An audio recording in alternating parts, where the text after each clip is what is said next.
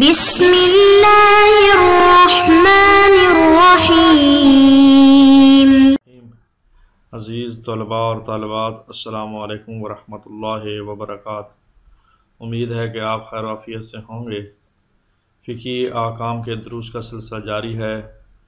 آج ہم سبق نمبر 32 پڑھیں گے انشاءاللہ، اور اس سے پہلے ہم نے سبق نمبر 31 پڑھا۔ سبق نمبر 31 میں ہم نے اس کا ٹائٹل بھی مطہرات رکھا، اور اس میں فقہی احکام توضیح المسائل کے مسئلہ نمبر 172 تک پڑھا۔ فقہی احکام میں ہم نے پانی کے احکام پڑھے، جو مطہرات کا ذیلی ٹائٹل تھا، اور اس میں ہم نے مختلف چیزوں کی پاک کرنے کا طریقہ پڑھا تھا۔ تو آج سبق نمبر 32 شروع کر رہے ہیں۔ سبق نمبر 32 میں ٹائٹل مطہرات ہی ہے، اور اس میں ذیلی ٹائٹل جو ہے، ذیلی ٹاپک وہ پانی ہوگا کچھ میں، اور کچھ میں زمین ہوگا۔ تو 3-4 مسئلوں میں ذیلی ٹاپک جو ہے وہ پانی رہے گا، اور اس کے بعد زمین۔ تو آئیں بسم اللہ شروع کرتے ہیں۔ مسئلہ نمبر 173 مطہرات ہے وہ زمین جس میں پانی جذب ہو جاتا ہو، مثلا ایسی زمین جس میں سطح ریت یا بجری پر مشتمل ہو، اگر نجس ہو جائے تو قلیل پانی سے پاک ہو جاتی ہے۔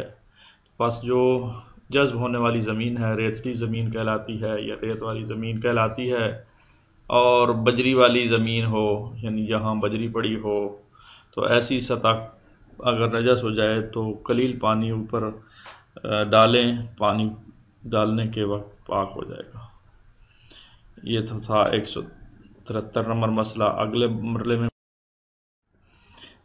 مسئلہ نمبر 174 مطہرات ہے، اس کا ٹائٹل بھی، اگر وہ زمین جس کا فرش پتھر یا اینٹوں کا ہو، یا دوسری سخت زمین جس میں پانی جذب نہ ہوتا ہو نجس ہو جائے تو قلیل پانی سے پاک ہو سکتی ہے، لیکن ضروری ہے کہ اس پر اتنا پانی گرایا جائے کہ بہنے لگے۔ جو پانی اوپر ڈالا جائے اگر وہ کسی سوراخ سے باہر نہ نکل سکے اور کسی جگہ جمع ہو جائے تو اس جگہ کو پاک کرنے کا طریقہ یہ ہے، جمع شدہ پانی کو کپڑے یا برتن سے باہر نکال دیا جائے۔ یہ توجہ سے سن لیں، یہ ہمارے مبتلا بہ مسائل میں سے ہے جو عام طور پر پیش آتے ہیں۔ دوبارہ پہ پڑھتا ہوں اور دوبارہ آپ کی توجہ چاہتا ہوں۔ اگر وہ زمین جس کا فرش پتھر یا اینٹوں کا ہو، عام طور پہ ہمارے گھروں میں وہ پتھر لگے ہوتے ہیں یا اینٹیں ہوتی ہیں، یا دوسری سخت زمین جس میں پانی جذب نہ ہوتا ہو نجس ہو جائے تو قلیل پانی سے پاک ہو سکتی ہے۔ پانی ضروری نہیں ہے کہ کر ہی سے متصل ہو، کر لے آ جائے یا جاری، بلکہ قلیل سے پاک ہو سکتا ہے، لیکن ضروری ہے کہ اس پر اتنا پانی گرایا جائے کہ بہنے لگے۔ جو پانی اوپر ڈالا جائے اگر وہ کسی سوراخ سے باہر نکل سکے اور کسی جگہ جمع ہو جائے تو اس جگہ کو پاک کرنے کا طریقہ یہ ہے، جمع شدہ پانی کو کپڑے یا برتن سے باہر نکال دیا جائے، یعنی چوس کر بھی باہر نکال سکتے ہیں، کپڑے سے یا برتن سے بھی باہر نکال سکتے ہیں، تو اس جگہ کو پاک کیا جا سکتا ہے۔ یہ آسان طریقہ، اور میرے خیال میں خواتین عام طور پہ فرش جب دھو رہی ہوتی ہیں تو وہ کرتی بھی اسی طرح ہیں کہ کپڑا انہوں نے باقاعدہ رکھا ہوتا ہے، لہٰذا یہی نارمل ہمارے گھروں میں سلسلہ چلتا ہے۔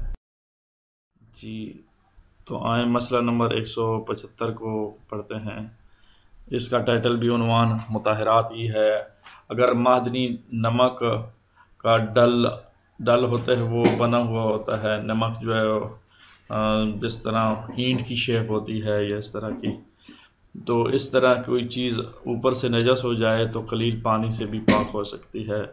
تو معدنی نمک یعنی وہ معدن سے نکالا گیا ایک پیس جو ہے وہ نمک کا، وہ نجس ہو جائے، یا اس جیسا کوئی اور چیز جو نجس ہو جائے تو اس کو قلیل پانی سے پاک کیا جا سکتا ہے۔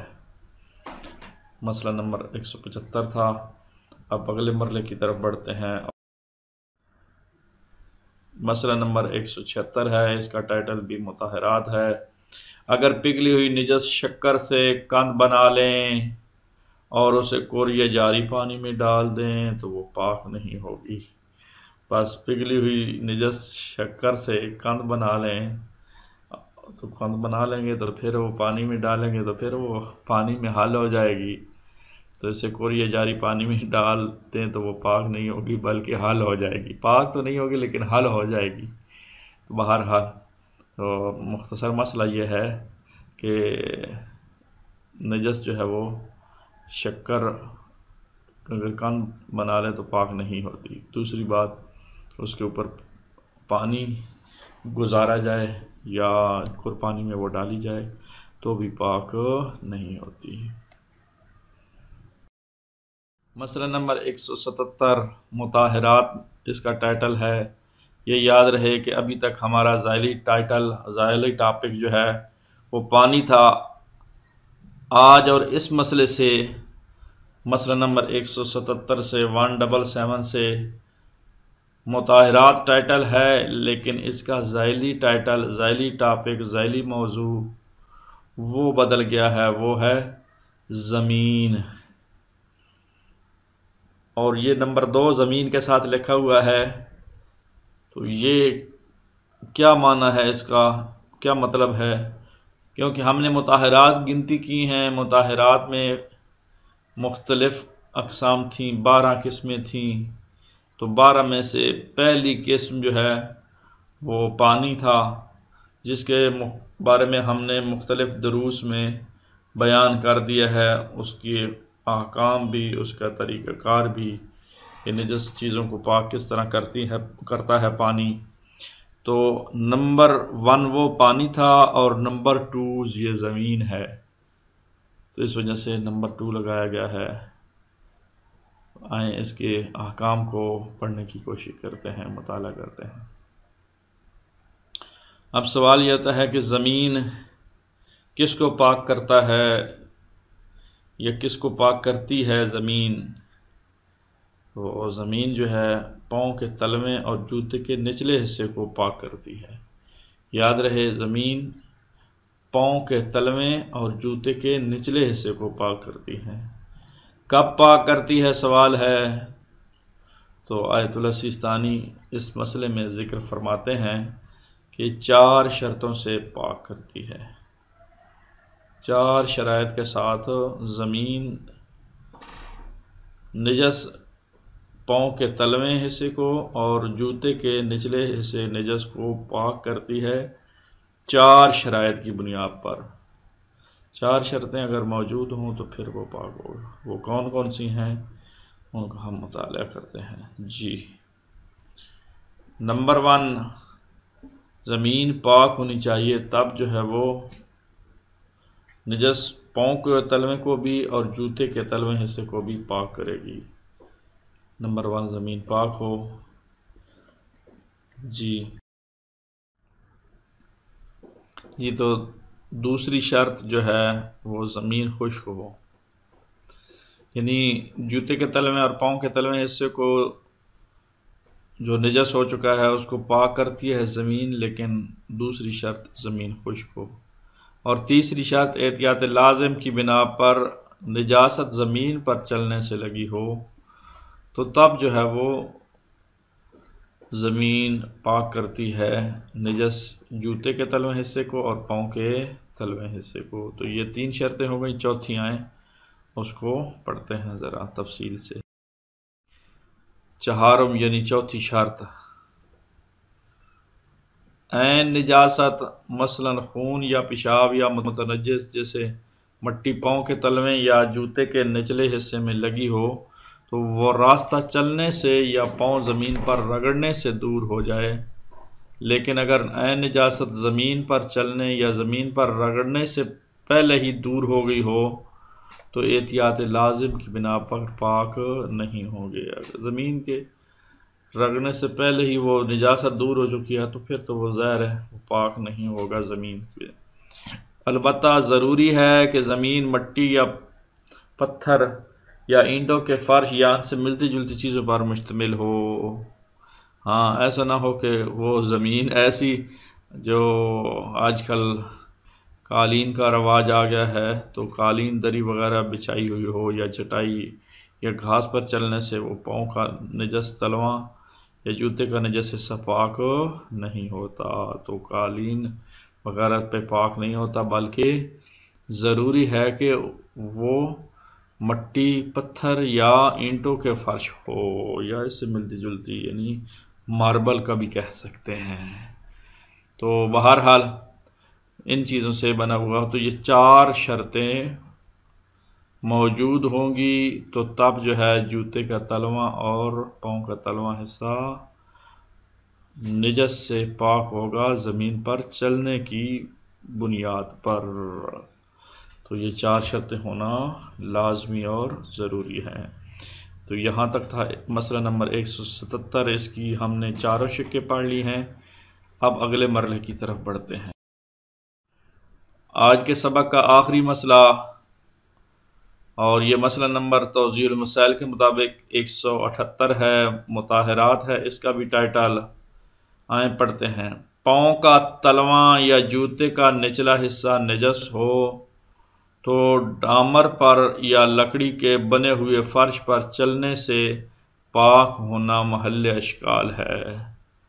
تو لکڑی کا اگر بنا ہوا ہے فرش، اس پر اگر نجس پاؤں یا نجس جوتا لے کر چلیں تو اس کے پاک ہونے میں اشکال ہے، لہذا ہمیں چاہیے کہ ہم ان چیزوں کا خیال رکھیں کہ مٹی زمین سے ہی لگی ہوئی ہو، اور زمین جو ہے وہ فرش وغیرہ کی ہی بنی ہوئی ہو، اور نجاست بھی زمین سے لگی ہو، مٹی کہہ رہا ہوں سوری، اور وہ فرش بھی جو ہے وہ لکڑی کا بنا ہوا نہ ہو۔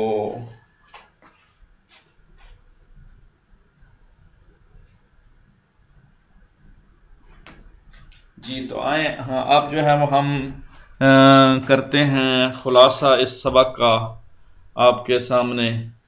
آج کے سبق میں ہم نے مسئلہ نمبر 173 پڑھا، 174 پڑھا، 175 پڑھا، 176 پڑھا اور 177 178 پڑھا۔ تو ان تمام مسائل میں مطہرات کو بیان کیا گیا تھا۔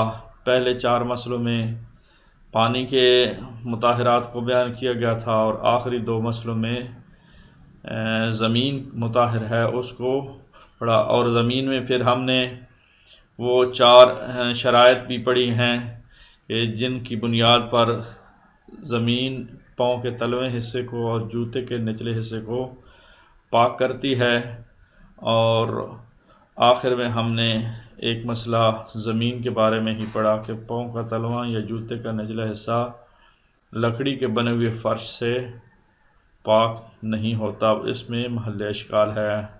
تو اب آئیں تمرین کو حل کرتے ہیں۔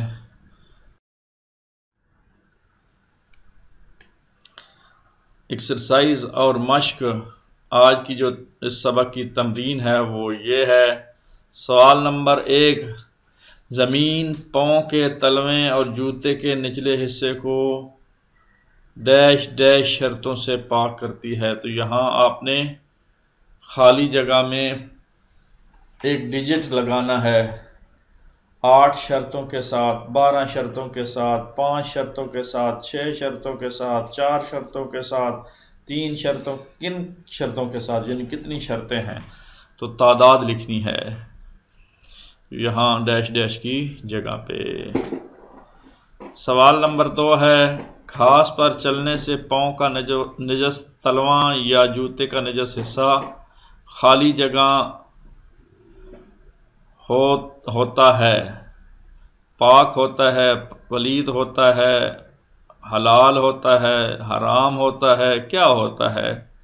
تو آپ نے اس کو ذرا سوال کو پڑھنا ہے اور خالی جگہ پر کرنی۔ اگر سوال کا جواب نہ مل رہا ہو تو سبق کو دوبارہ رپیٹ کرنا ہے۔